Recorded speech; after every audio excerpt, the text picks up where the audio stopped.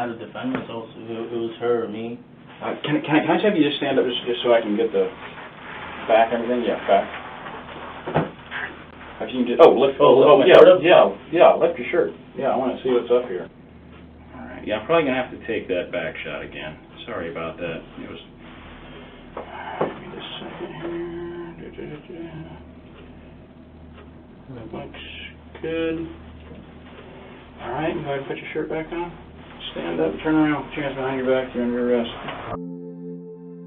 Hey you, and welcome. My name is Mike, and in this whole video, it is time once again to take a look at some of the strangest and most horrifying events, all of which occurred in national parks. Unsolved murders, strange disappearances that seem almost impossible, and some very literal nightmares. You know, let's do this one iceberg style, where each story is more creepy and disturbing than the last. Let's give it a go.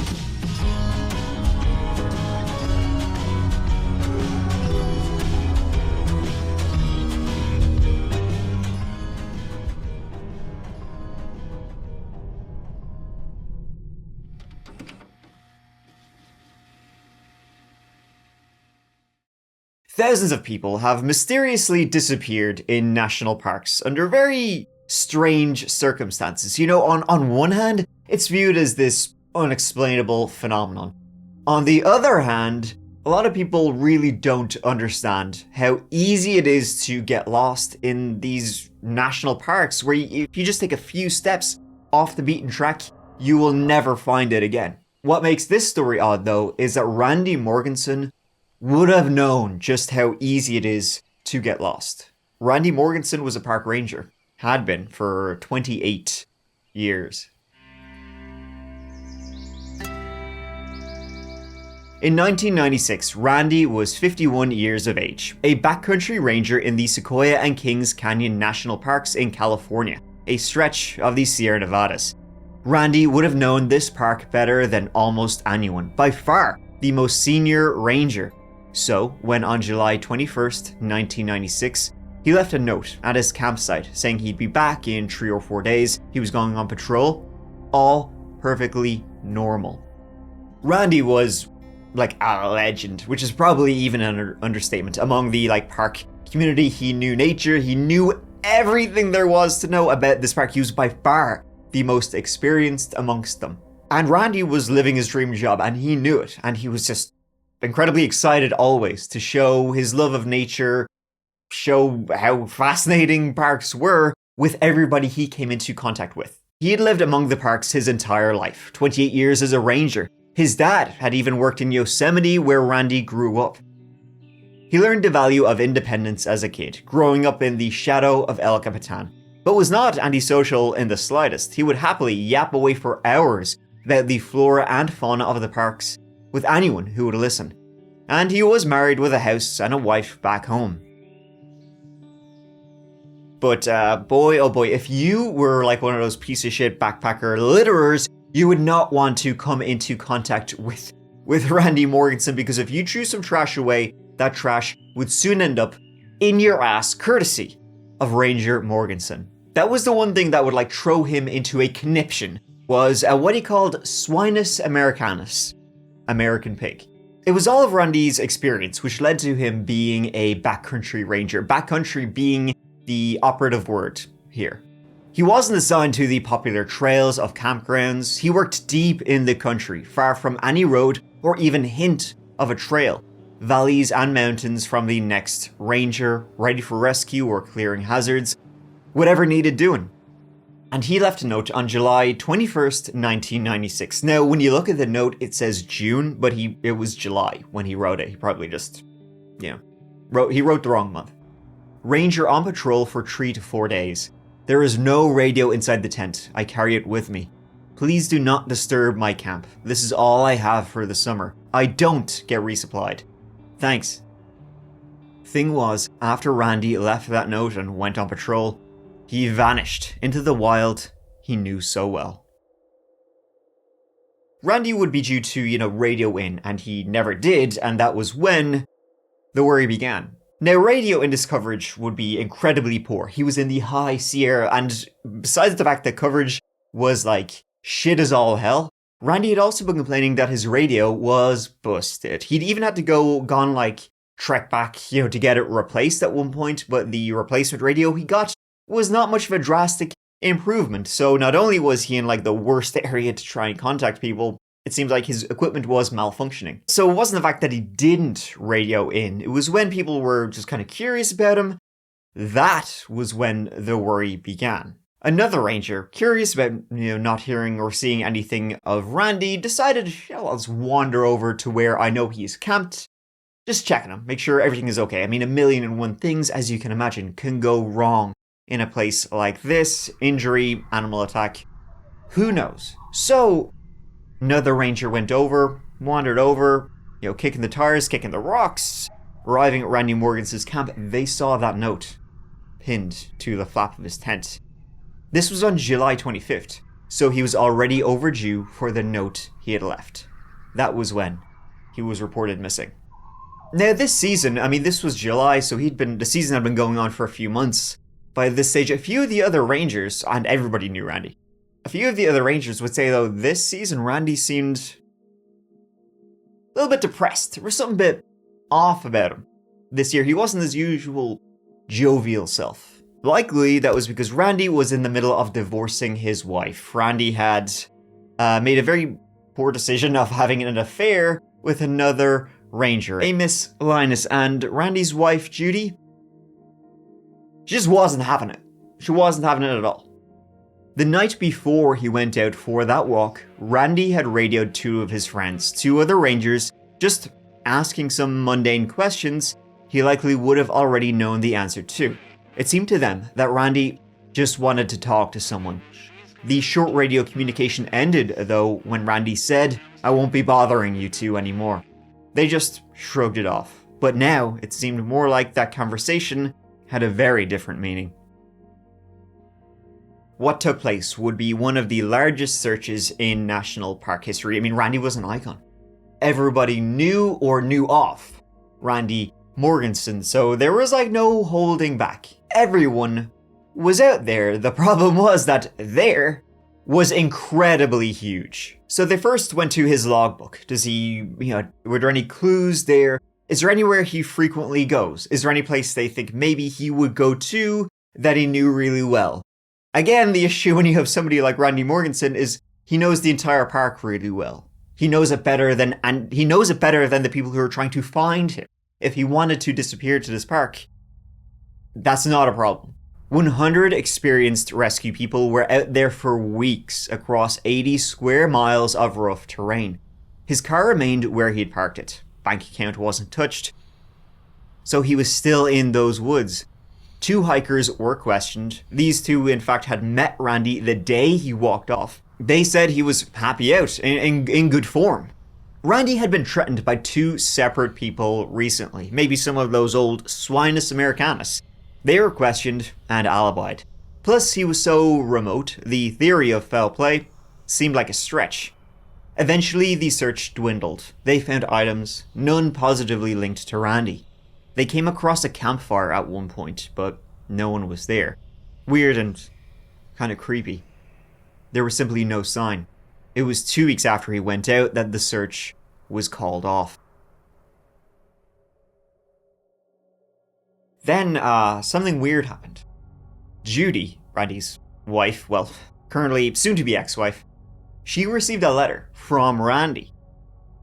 The letter, though, was postmarked July 23rd, that's 2 days after he went out into those woods. And as you can imagine, I probably don't need to say it, there's no postal service in the national park. In fact, even if he had left on July 21st, it's unlikely he would have gotten to a postal service by July 23rd. That's how remote he was.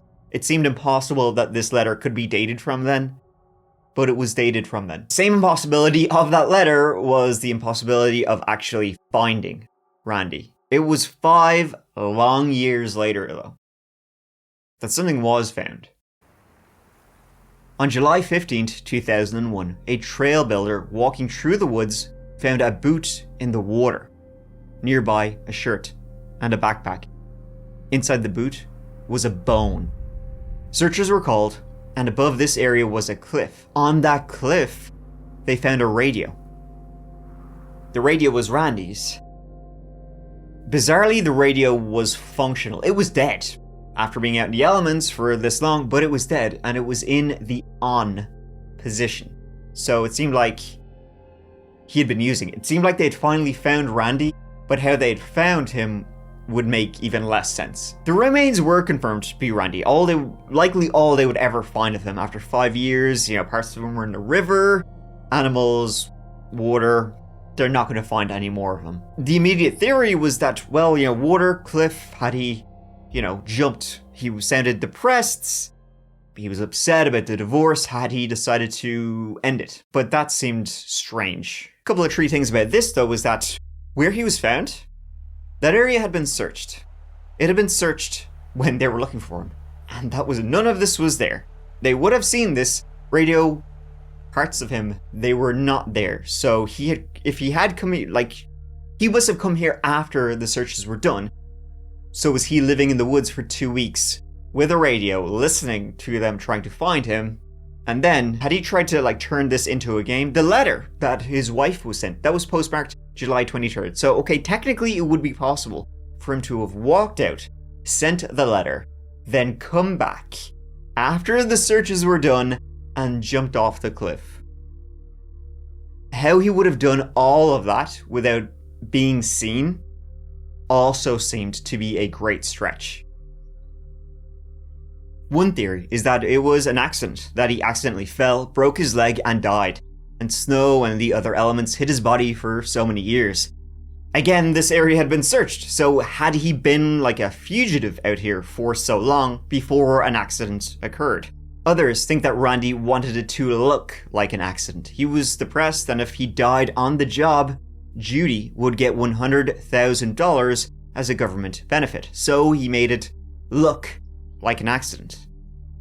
So had his plan been to live off the grid, hide while the searches were done, when the search finally ended, then he would die in a place that was somewhat remote, so that way they wouldn't be able to tell how he died and Judy would get the benefit. It's a very strange story with a lot of unanswered questions and some kind of impossibilities, but at least Randy Morganson died doing what he loved, where he loved to be. But we still don't even know anything sorta about that.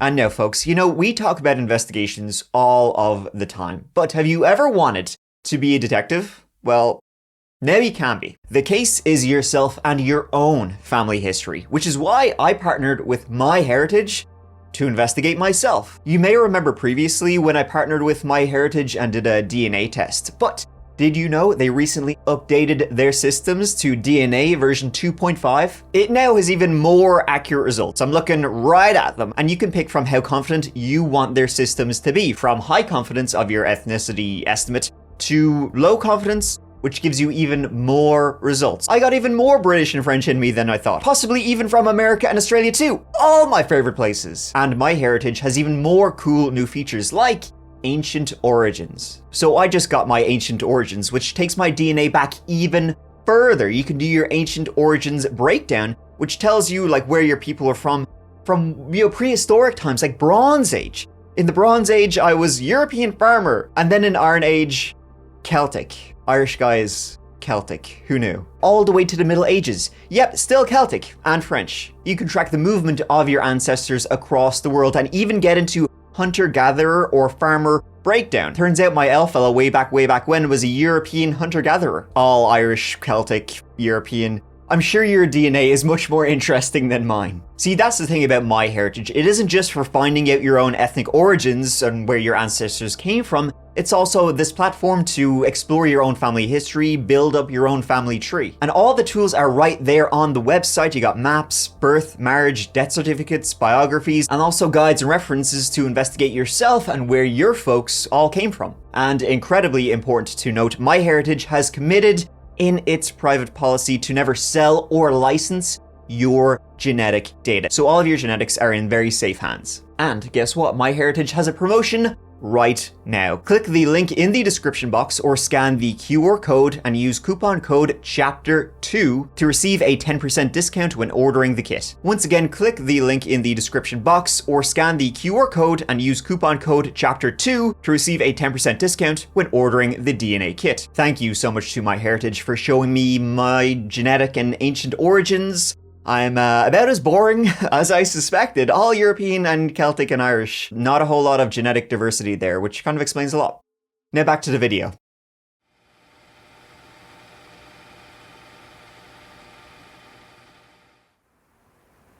This old story takes us to the good folks and the great state of Washington, the mighty Olympic National Park just to the southwest of Seattle. A pristine and beautiful Pacific Northwest rainforest that stretches on and on. A beauty that took a darker turn in 2020 when, in February of that year, on a lonely logging road, a horrifying discovery was made. It was fitting for this story, February 14th, 2020. Close to midday, a hiker was headed out in this forest, and who could blame them? It was raining, big surprise, but they were bundled up and trudging through the puddles and muck on this remote trail. All around them was green and brown, the colours of life in the woods. Until this hiker spotted another colour. It was red. It's not a colour they were kind of used to seeing, and taking a few more steps, they saw the red had a shape. It looked like a person, lying face down in the undergrowth. Clothed person just lying there. They called out, "Hey, you okay? Help?" No response, no movement.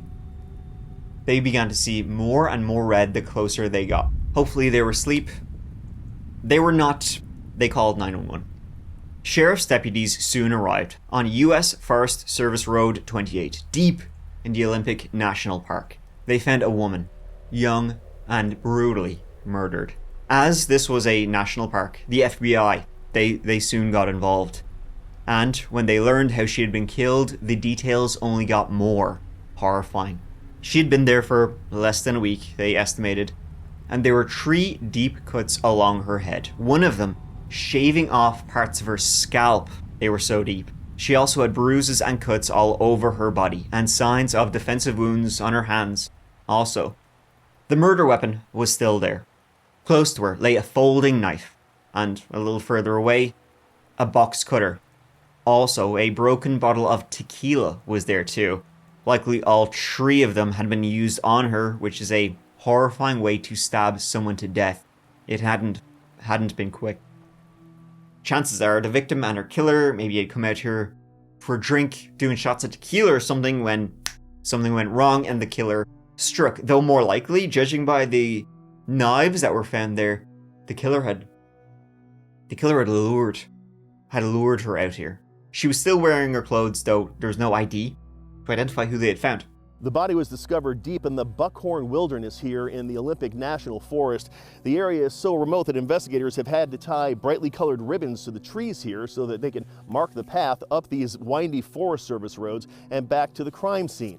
You can tell by this video from Sky King that this is a very, very densely wooded area. Now, police aren't saying very much about this discovery at all, except that it was a woman. They won't say how long she'd been out here, how old she may have been, whether she was clothed, or how she was killed. One thing, however, they will say is that she does not fit any of the descriptions of anybody who's been reported missing out in this area. Putting her fingerprints into the system, she matched a missing woman from San Pablo, California, named Dianeth Lopez. Dianeth had only been 21 and had been reported missing the day after her body had been found.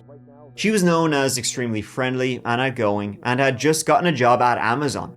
She'd been on vacation at the time of her disappearance and had been telling friends she was going to Washington, go hiking with friends. Dianeth was a spontaneous person. It wasn't a great surprise when she told her friends her plans and her going away for a few days. Nothing new. Well, so who were these friends? Why was she in Washington in this remote area? I mean, she was wearing clothes that seemed weather appropriate, but not like hiking clothes, more like a heavy coat. So the police, they went to the towns surrounding the Olympic National Forest, she must have come through one of them to get here. And searching through the CCTV of gas stations, marts, stores, going to get Cliff Bars, they actually found her. She was spotted on February 11th, wearing the same clothing she had been found in, and she was in the company of a mysterious man. As she was wearing the same clothing, she likely had been killed within 24 hours of this footage. So who was he? Was he the friend? The cameras then saw them leave the store and enter a pickup truck, and in one of those cases where cameras actually come in handy, they were able to catch the plate, the license plate on that truck, which in turn led them to an Alejandro Rojas from Renton, a town not far away. The identification of the truck was kind of sort of interesting because Alejandro had actually bought it months earlier, but had only registered it on February 15th, the day after DNF had been found, almost like he didn't want anyone to actually know it was his truck till then. But, well, for him, security cameras do exist, and for them, time's not linear for security cameras.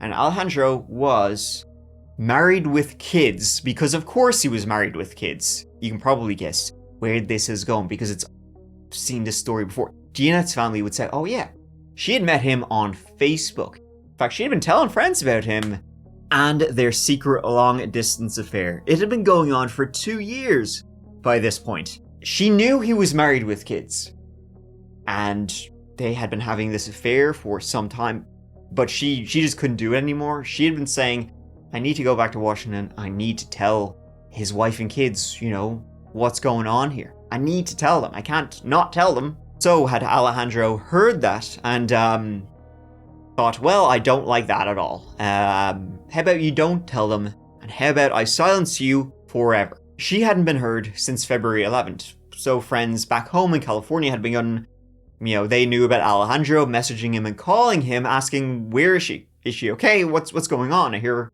she's got something to tell you. He would say, nah, she went up to visit some friends. I dropped her off with some friends. I think she was going hiking or something. Don't know. After that, never seen her again. Now, Alejandro did not have a criminal history at all, but now he was looking like suspect number 1. And when they went to question him, they rocked up to his house. They saw the same pickup truck that he had been seen, on CCTV. It was spotless. And in fact, around February 10th, 11th, they found CCTV of Alejandro picking DNF up from the airport. And he'd actually been pulled over by a cop shortly afterwards for expired license. The cop would say, yeah, the truck was filthy dirty then too. And the officer would say, yeah, there had been a woman in the car with him. So it seemed like it had been dirty before he went into the park.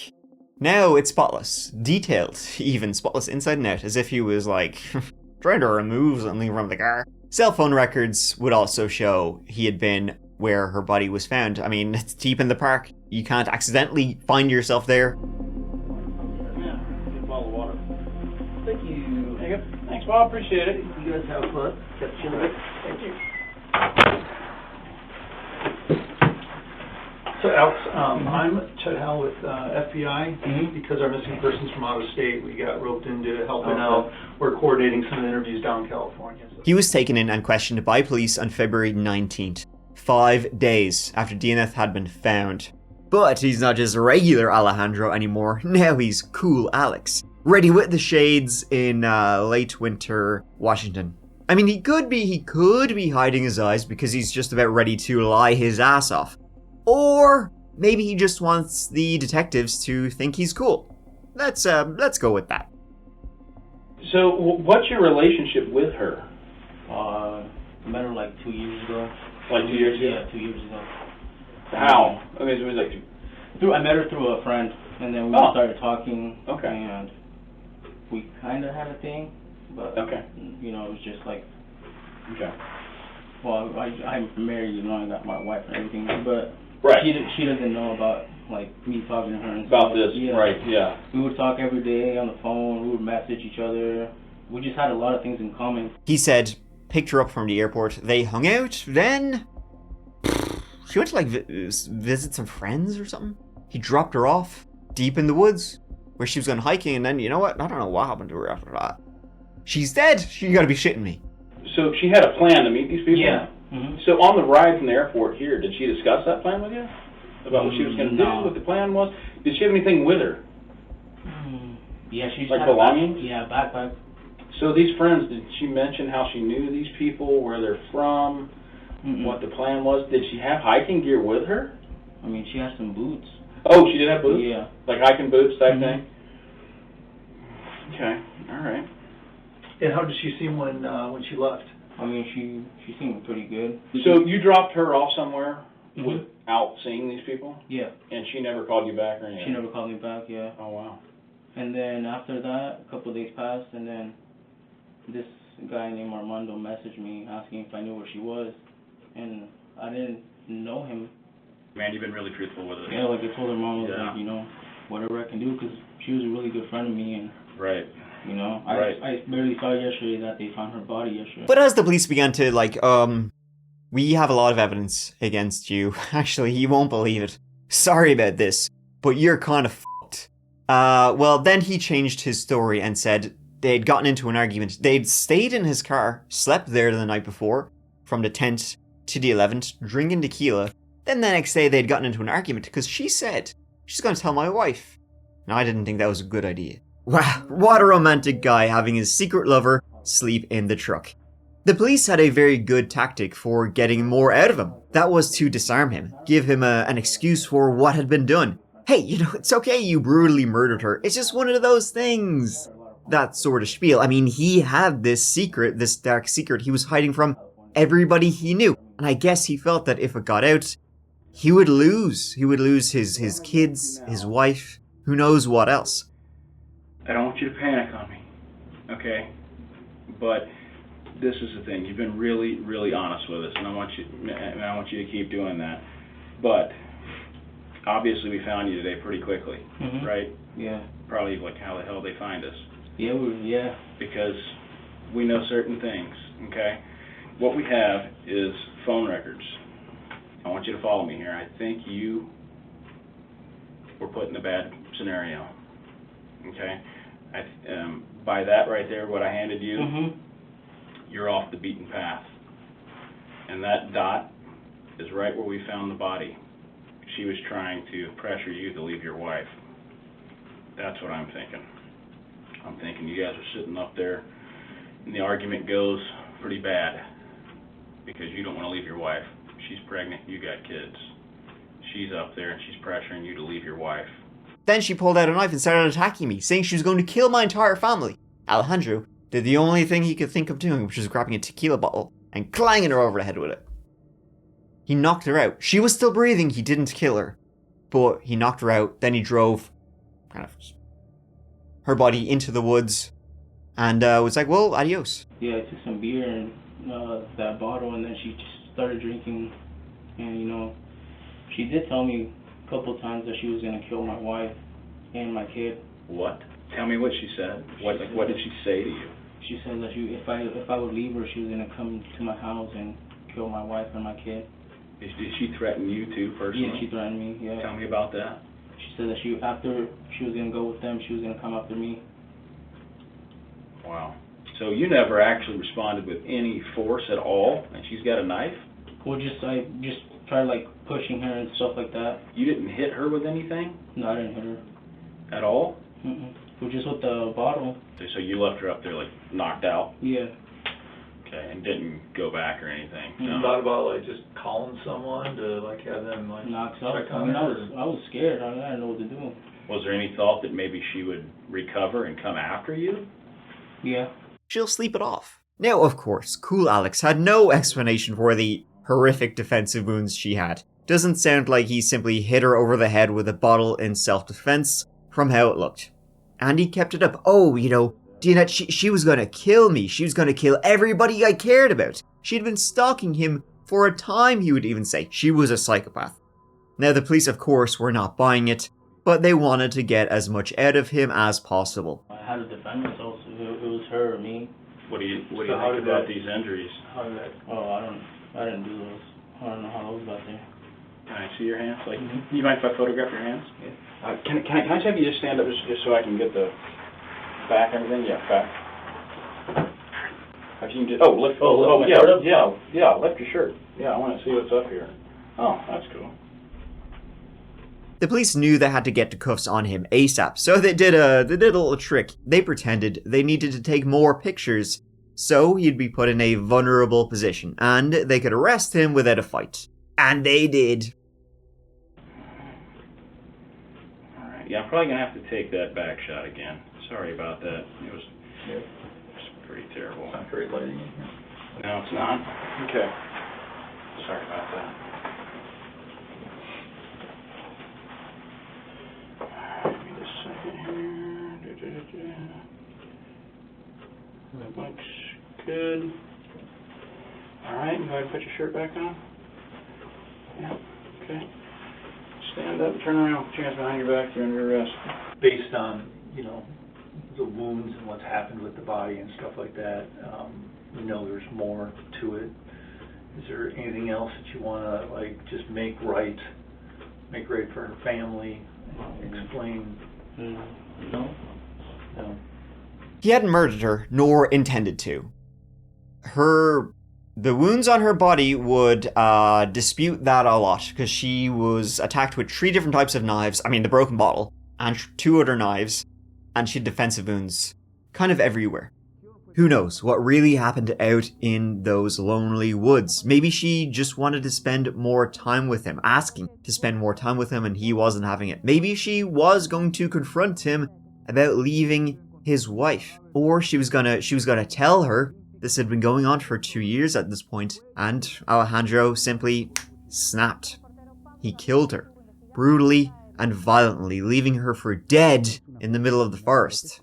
Or perhaps he'd been planning it the entire time. Alejandro Rojas was charged with second-degree murder. From her injuries, there was no chance it had been self-defense. She had so many injuries, it was clear her life had been the aim. And in the end, the aim of Alejandro would be prison. He was sentenced to 16.5 years in prison for the second-degree murder of Dianeth Lopez, which seems like kind of a slap on the wrist. Not a slap on the wrist, 16 years is a long time, but a bit light for the brutal murder. Obviously she was going to try and tell his wife, and he was like, I don't think you should, so how about I just kill you? And that's exactly what he did. A 16.5 years seems like a very light sentence for murdering such a young woman. The horror he did in the national park.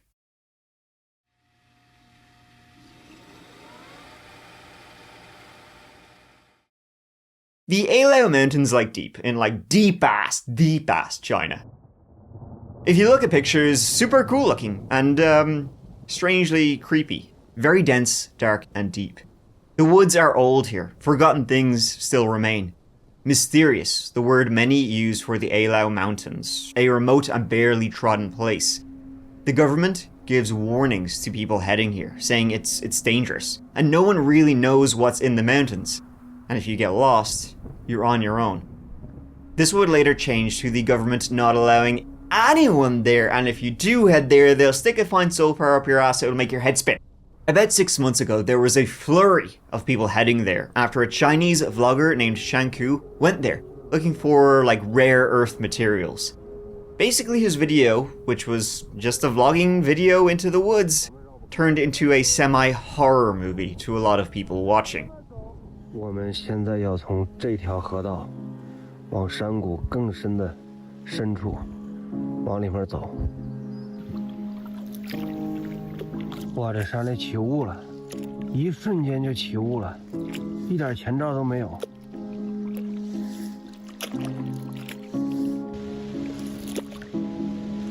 咱们现在继续向河谷的深处游。我可以100%的确定，这个水里绝对有个什么东西，而且绝对不是鱼。哇，这山里起雾了，一瞬间就起雾了，一点前兆都没有。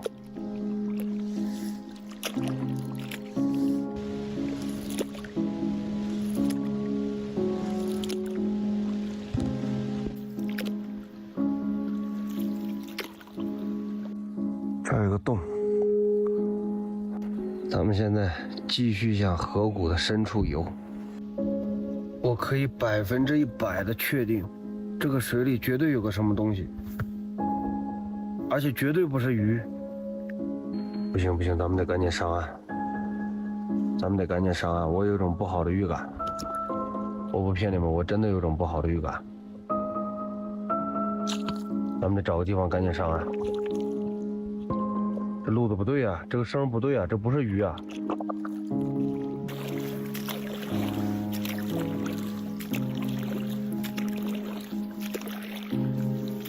哦，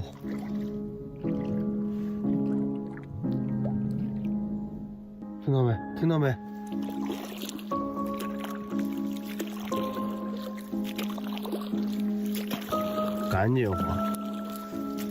赶紧划，开不得玩笑。这个动静很轻，但是你能明显感觉到它很大，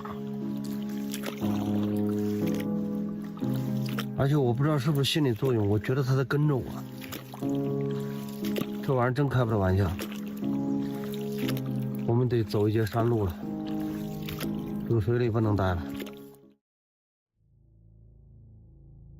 For example, how remote are the Ailao Mountains in Yunnan province? In the 1950s, they found a remote, primitive Stone Age people still living in the mountains. There was 40,000 of these people still living there. The thing is, the real story I have for you is pretty scary. Because in 2021, 4 geologists went in to that mountain range and they never came out. It was November 2021. These 4 geologists were headed into the Ailao Mountains to do some surveyor work, forest, surveyor thing. You know what I'm trying to say. I don't need to explain shit to you, big dog. You know what I mean. They began on November 13th, and it went sort of well to start. Now, these 4 geologists, they were all ex-military, very experienced in surveying, outdoors, surviving the outdoors. So they rocked up to this very remote place, which was hella far from where they'd come from. And they'd gone around there was some villages around the base of the mountain asking, hey, we need to go into those woods. I need guides who might know some trails to take us there. And straight out of a horror movie. They all said no. All of the locals refused to take these surveyors into those mountains. They're saying, I'm not going. No thanks. So regardless, these 4 geologists, as if there could be more of a warning sign, they were like, oh well, shit, a job's a job. We gotta go. So it was on November 13th. They went in and started taking their samples. They had some transport who were waiting for them at the base of the mountain. They'll be like, we'll be back tomorrow. They headed up early on November 13th. They were due to be back evening time, November 14th, with about a 5-hour time frame. There was 25-year-old Zhang Jingbang, 27-year-old Yang Ming, 29-year-old Lu Yu, and 32-year-old Zhang Yu. All, as I said, experienced in the outdoors and had strong survival skills.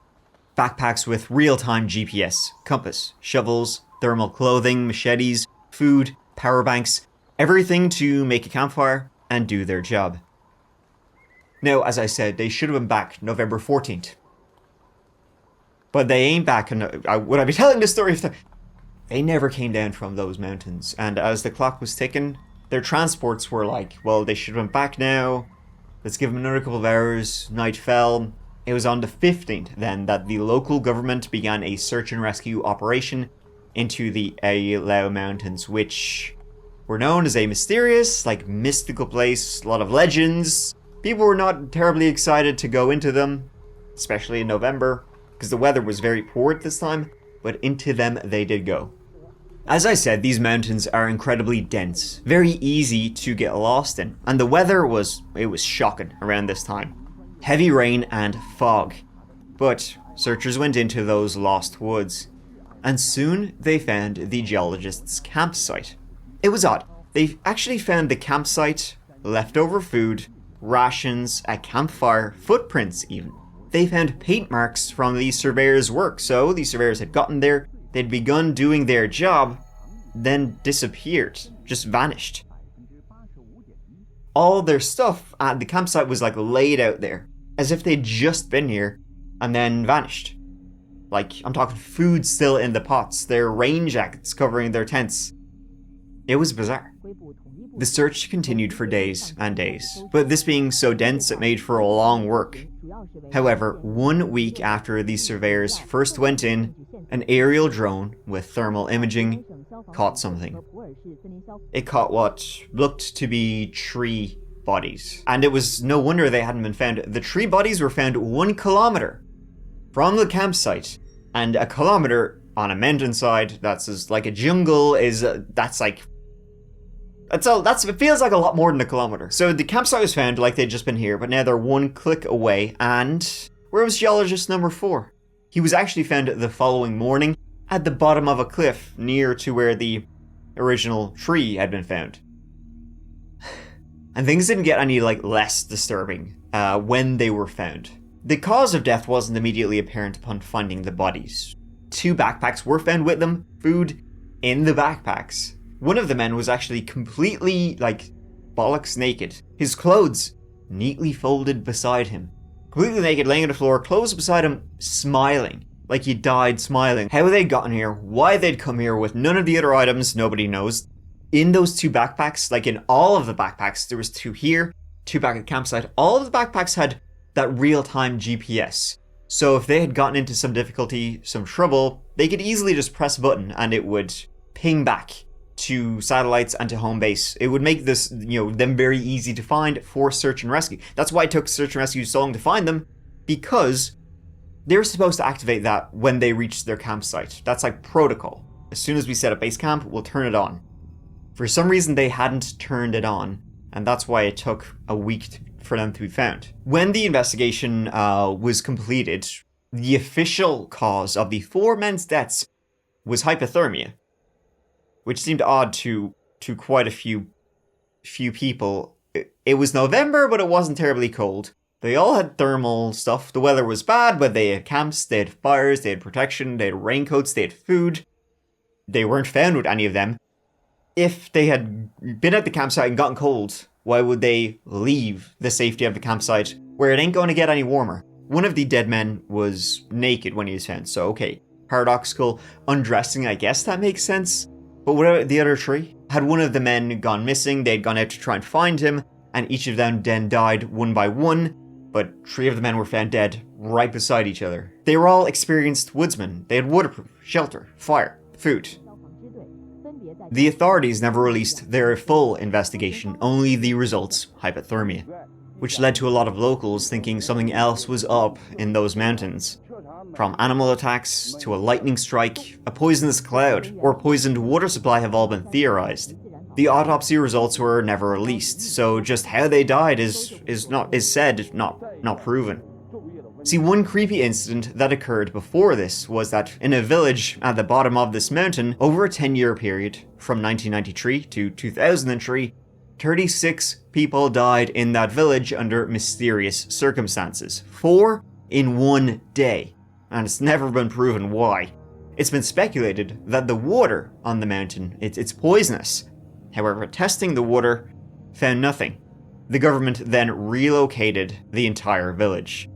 Though it was November and wet at the time, the lowest it got on those 2 dates was 9 degrees Celsius, 48 degrees Fahrenheit. They had thermal gear, food, all of that.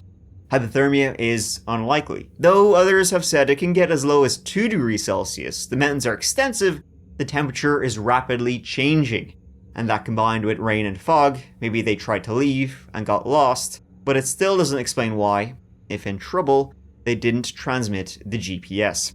Simple explanation for that, I suppose, is that they didn't know about it. They were unaware of it, they forgot about it. We don't know. The mountain is creepy, mysterious, and remote. This whole story, it's just leaves you with so many question marks. I mean, all of the resources I read trying to find this were just translated from Chinese, so I'm not even entirely sure if their media is it more transparent or less transparent than a lot of the media we would get here, but it just feels like an episode of the X-Files with you got this creepy legendary mountain and some strange deaths. It like Scully says in the X-Files, respect nature because it has no respect for you.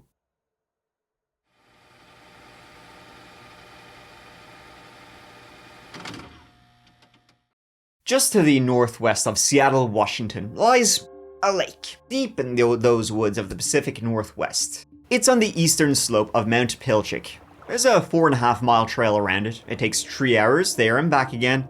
It's a rough, rocky trail, more for workout than for scenery, though scenery ain't in short supply either. Pretty good country. Or at least that's what Mary Cooper and her daughter, Susanna Studden, thought when they headed out on that trail in July 2006. They would never come back. Mary Cooper was 56 years of age in 2006, originally from Pennsylvania. She married a David Studden after college, and the pair moved to Washington. David worked home construction, Mary with children who had speech and hearing difficulties, then later at an elementary school. Life pretty good, solid for the Cooper Studden family, and it would be for their 3 daughters, eldest of which was Susanna Studden, who was 27 years of age in 2006.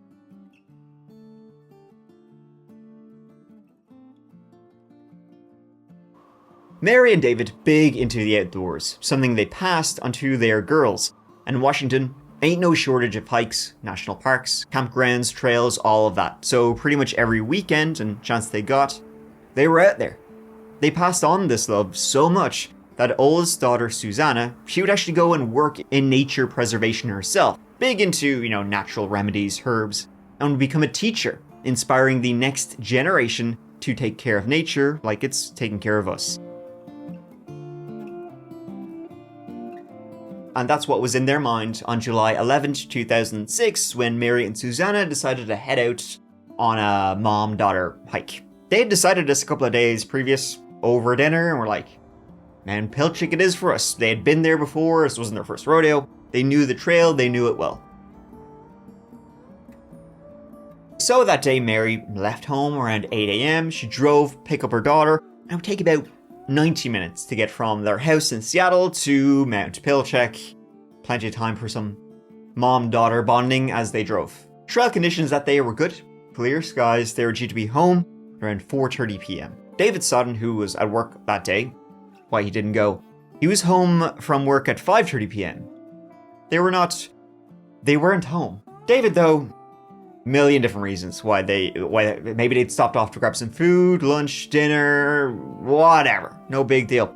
Now, David was actually training for some little cycling. He was going to do he had a 200-mile cyclist journey from Seattle to Portland coming up, so he would go to training with friends. There's a bunch of them going to do this.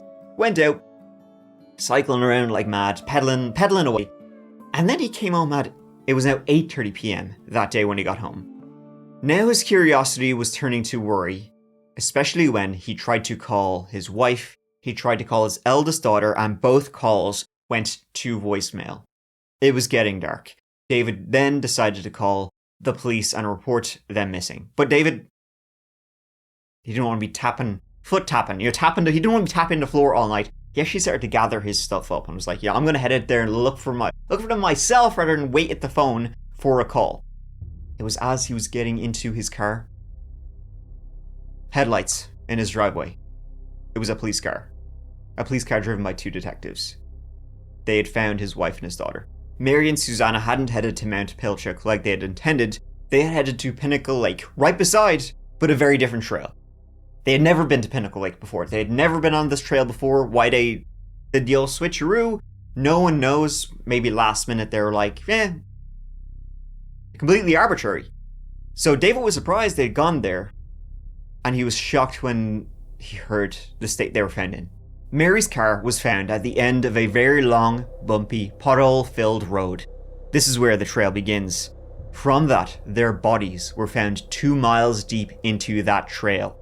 They both had been shot multiple times. Shot in the head. They had been found lying on the trail, still with their backpacks on, wallets, cell phones. Neither had been robbed nor assaulted. It appeared the motive was the horrifying double murder for no reason. It's such a horrifying facet of this case that they were killed for no reason. Somebody just killed because they could. They had in fact been found at around 2:30 p.m. earlier that day by other hikers. This was a semi-remote trail, not one of the more popular ones in the area, so there weren't a whole lot of people around, but there were people around. It appeared the two women had arrived at around 10 a.m. that day. Then we don't really know what happened, but it was at 2:30 when the first police report came in. There were no witnesses there that day, the day of the murders, though a few people had spoken to them on the trail, in the car park. None of these people reported hearing gunshots or seeing a killer, a strange person, a suspicious person, a terrifying murder that had zero clues to go off of initially. At least that's what they said. The FBI searched the woods for 2 days and found absolutely nothing. Later, they would say they should have stayed there longer, but they didn't. And the police, they honed in on David immediately. It's the husband. Even when it's not the husband, it's always the husband. Police were full sure that the broken David Stodden had murdered his wife and his eldest daughter. Even though his alibi was airtight, he had been at work all day with other people who were working. But in the police's mind, he had left work, made the 90-minute trip to a trail he didn't even know they were going on because he thought they were going to the mountain, they were going to the lake. So, found them, killed them, then immediately drove back another 90 minutes, and nobody noticed. They would make David take multiple polygraphs. He would, in an effort to clear his own name. The police said, "Are you sure he didn't do it?" They checked his car. They checked the miles on his car. Ooh, was there any miles here he couldn't? No.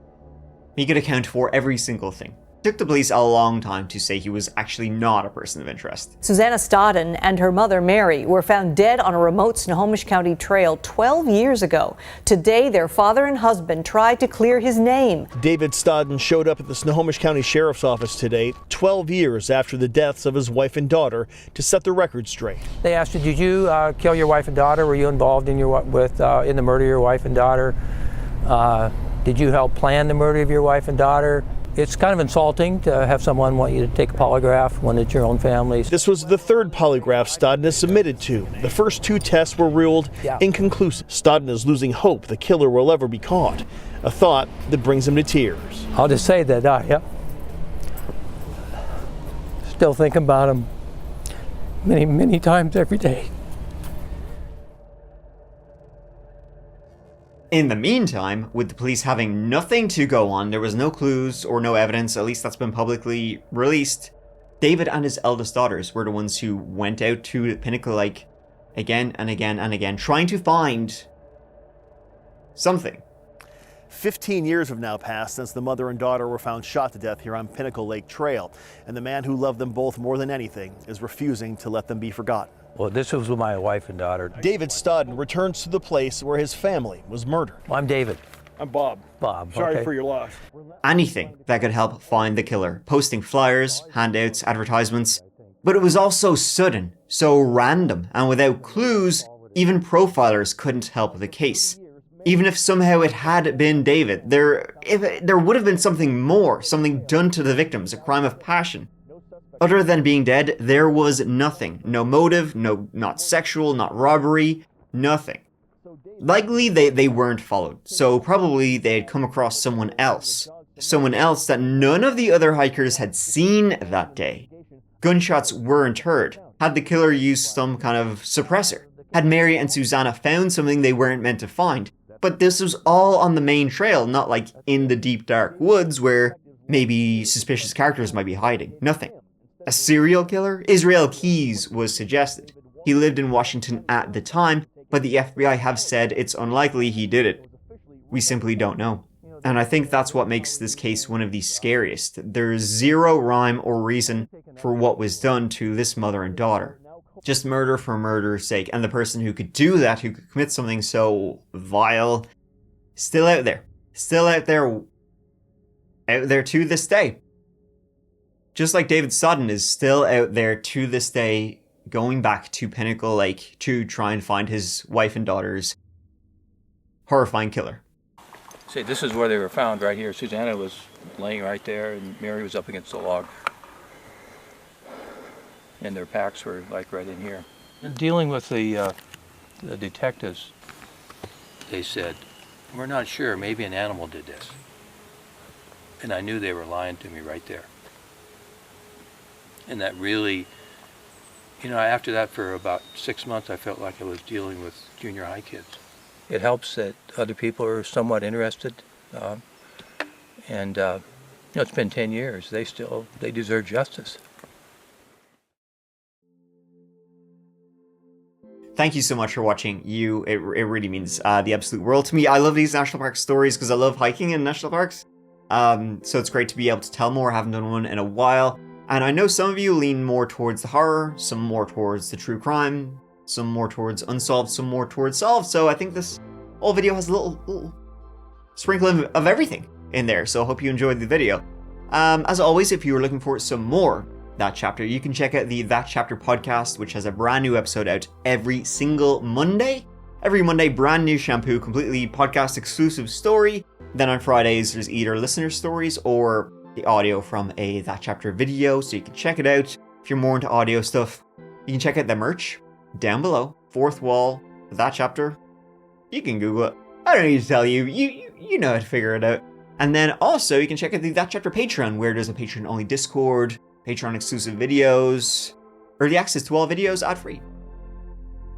But you know, you do you. Just take care of yourselves. That's really the main thing. Once again, thank you to MyHeritage for partnering with me. Click the link in the description box or scan the QR code and use coupon code CHAPTER2 to receive a 10% discount when ordering the kit. Until the next sole video, look out for each other and yourselves.